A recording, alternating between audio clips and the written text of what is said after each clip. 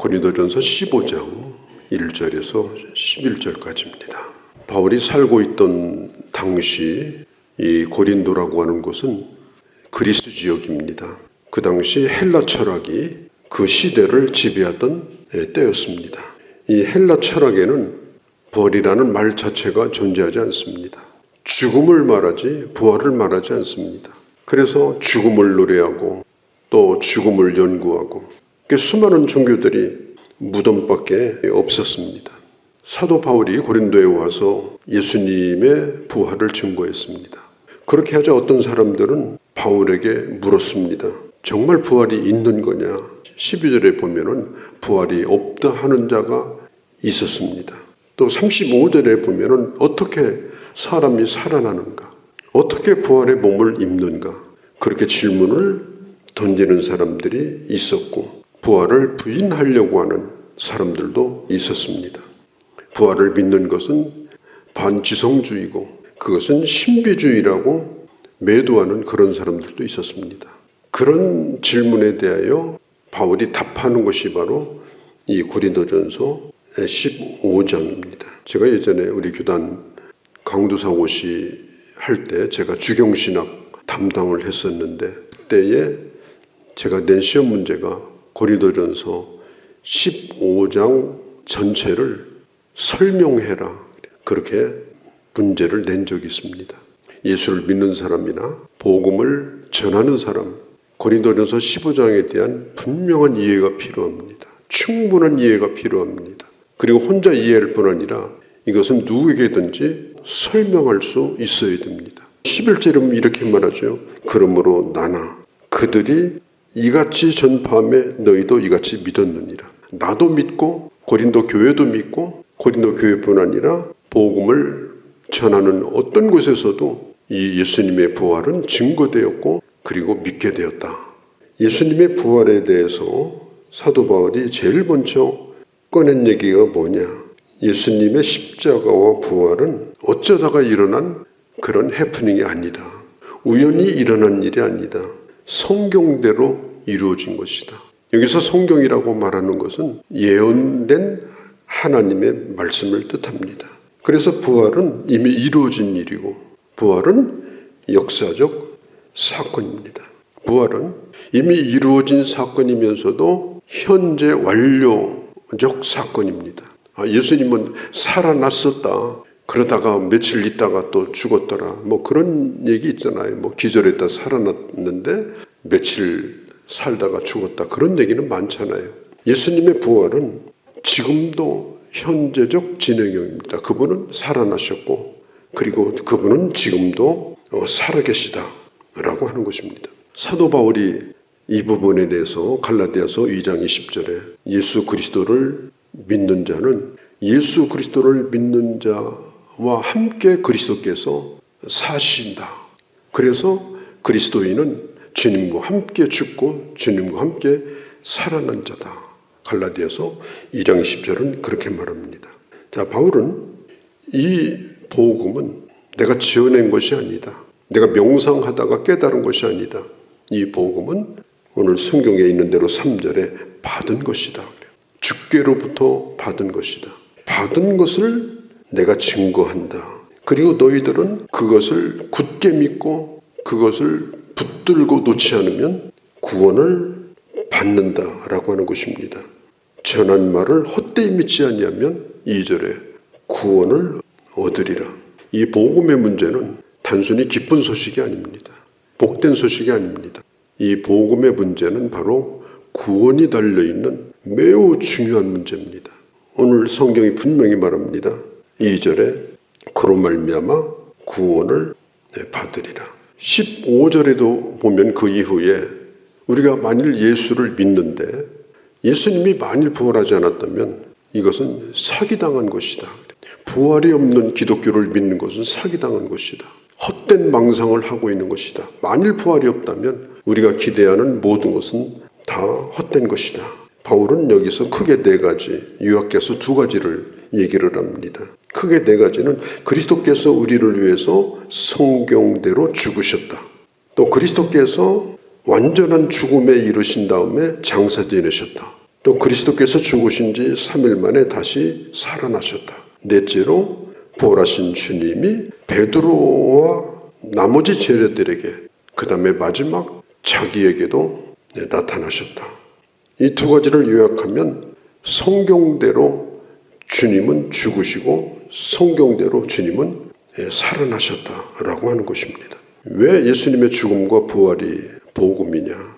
사도들과 사도 바울은 어디 가서든지 복음을 전할 때 예수님의 죽음과 부활을 전했습니다. 그게 복음의 두 기둥입니다. 왜 이것이 복음이냐? 인간에게 있어서 가장 심각한 문제가 두 가지입니다. 죄와 사망의 문제입니다. 인간은 죄인이라는 사실, 이것은 벗어낼 수가 없는 거예요. 인간은 반드시 죽는다는 사실, 이것도 벗어날 수가 없어요.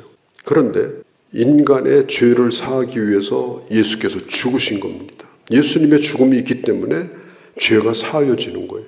예수님이 살아났기 때문에 사망의 문제가 해결된 겁니다. 그래서 예수님의 이 죽음과 부활은 인간의 가장 근본적인 문제인 죄와 사망의 문제를 해결하는 마스터키입니다. 그렇기 때문에 우리는 이것을 복음이다. 복음을 요약하면 예수님의 죽음과 부활이다. 이렇게 말을 하는 것입니다. 이 예수님의 죽음과 부활에 대해서 바울이 입을 열면서 반복해서 하는 말이 있습니다. 그것이 뭐냐면 5절에 보이시고 6절에 보이셨나니 7절에 보이셨으며 8절에 내게도 보이셨느니라.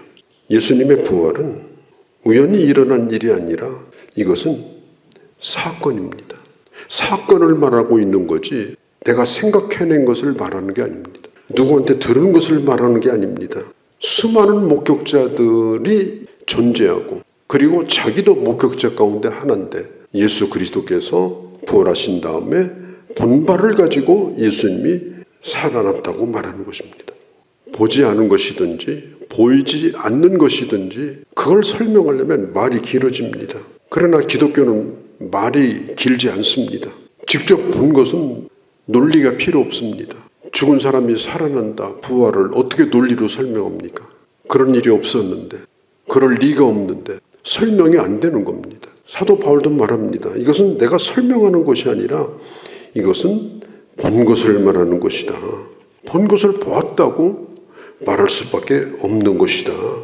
자기뿐 아니라 수많은 증인들이 존재하고 있다. 예수님의 무덤은 비어 있었습니다. 세상의 모든 종교는 죽음에서 의미를 찾고 결론은 허무한 것입니다. 이 기독교는 예수님의 죽음의 의미를 말할 뿐 아니라 예수님이 살아나셨고 살아난 의미를 말하고 있습니다. 그러니까 기독교는 모든 종교 가운데 무슨 고급스러운 종교가 아니에요. 무슨 윤리나 도덕을 가르치는 그런 종교가 아닙니다. 지금보다 조금 더 나은 삶을 추구하라. 그런 걸 가르치는 가르침이 아닙니다. 불교는 종교를 공부한다고 가르칩니다. 그래서 절간에서 사람들 모아서 공부를 시켜요. 마음 공부한다. 이렇게 말해요. 기독교는 공부하는 게 아니에요. 기독교는 이미 일어난 사건을 믿는 것입니다. 이것은 공개된 사건입니다. 사도행전 3장과 4장을 자세히 읽어보면 3장에서 베드로와 요한이 안진뱅이를 일으켜요. 일어난 사람이 소문을 내고 다니니까 그 일어난 사람을 잡아다가 협박을 했어요. 네가 어떻게 해서 일어났느냐? 그러니까 베드로와 요한이 예수 이름으로 일으켰다. 또 협박을 합니다. 예수 이름으로 일으켰다는 말을 입을 다물고 살라. 그리고 공회에서 베드로와 요한을 잡아들여요. 그러면서 말합니다. 저 안진뱅이가 어떻게 일어난 거냐? 그러니까 죽었다가 살아나신 예수께서 일으키신 것이다. 그러니까 공회가 또 협박을 해요. 그런 말을 절대로 하고 다니지 말라. 성경을 읽어보면 너희가 거짓말하고 있다. 죽은 자가 부활했다는 말이 맞는 거냐? 한마디도 공회에서 베드로와 요한에게 반론을 제기하지 못했습니다. 다만 그게 사실일지라도 입을 다물고 있어라 그랬습니다.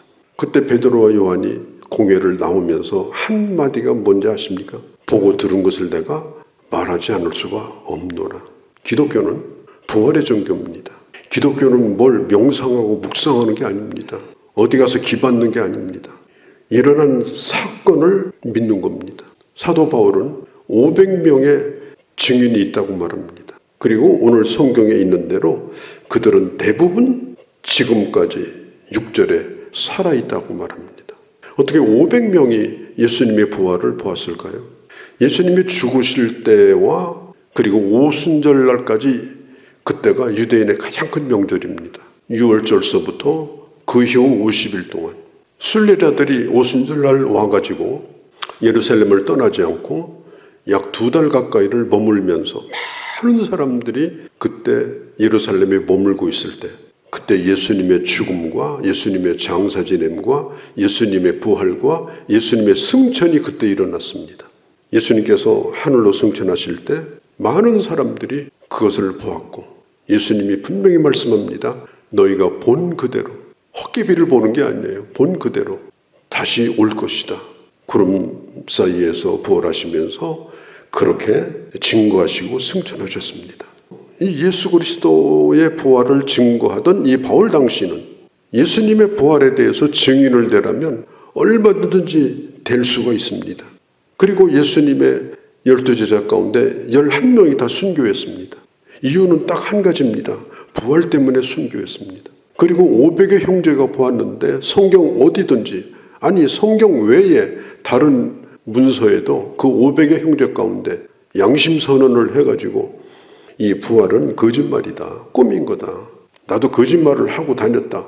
역사적으로 단 한 명도 그런 양심선언이 없습니다. 복음을 위해서 죽었을 뿐입니다. 그래서 교회가 세워졌고 그래서 복음이 증거되었고 오늘 그 명단에 등장하는 대로 베드로에게 보였고 예수님을 부인했던 친형제인 야고보, 가족이 얼마나 잘 알겠습니까? 그 자기 형을. 그런데 야고보가 유대인들 중심 교회인 예루살렘의 교회 감독이었습니다. 그리고 바울이 예수님을 믿게 됩니다. 예수님의 부활을 목격했기 때문에 복음을 증거한 겁니다. 그 시대에 복음을 증거해가지고 얻을 게 아무것도 없어요. 부활을 증거해가지고 무슨 명예를 얻는다, 무슨 재물을 얻는다, 한 가지도 없어요. 그 순간부터 생계가 끊어집니다. 목숨을 걸어야 됩니다. 그들이 얻은 것은 고난과 순교뿐입니다. 그런데 그 많은 증인들이 교회를 세웠고 그리고 복음을 위해서 고난의 길을 걸어갔던 것입니다. 부활은 사건입니다.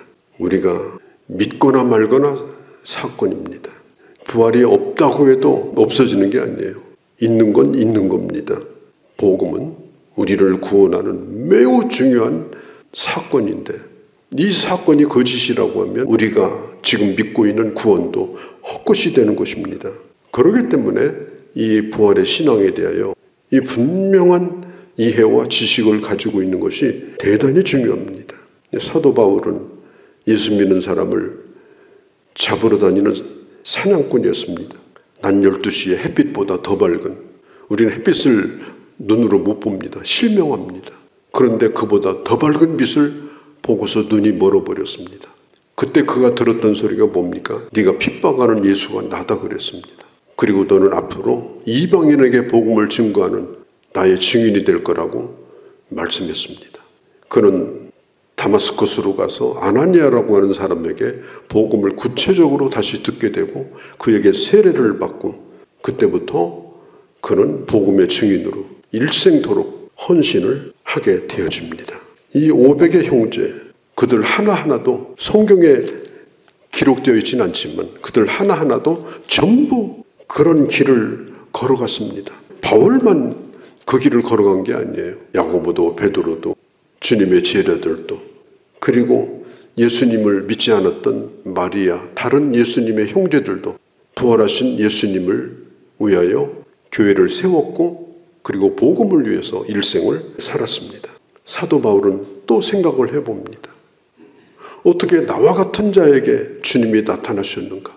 감당할 길이 없는 사람인데 나 같은 사람이 부활을 증거하는가? 핍박하다가 붙들려 가지고 온 사람인데 내가 입으로 사도라고 말은 하지만 사실 나는 사도의 자격도 없는 사람이다. 이 모든 것은 내가 한 일이 아니고 하나님의 은혜로다. 오늘 우리도 복음을 듣지 못하고 예수를 안 만났다면 우리가 어떻게 구원의 소망을 갖게 됩니까? 어떻게 우리가 복음을 알 수 있겠습니까? 바울은 말합니다. 그래서 나는 다른 사도보다 더 수고하려고 나는 애썼다. 받은 은혜가 크니까. 이렇게 복음을 전하는 우리의 복음 증거를 통해서 이 부활의 복음이 이 땅 가운데 묻혀지지 아니하고 오늘도 증거되어지는 그런 귀한 은혜가 있기를 바랍니다. 거룩하신 우리 아버지 하나님, 예수 그리스도의 부활의 역사가 지금도 현대 시제로 살아계신 주님이 나와 함께하고 더 굳게 이 진리에 서게 하시고 그리고 내 안에 복음이 충만하여 이 복음을 증거하며 살아갈 수 있는 그런 하나님의 사람들이 다 되게 하여 주시옵소서. 우리 주 예수님의 이름으로 기도하옵나이다. 아멘.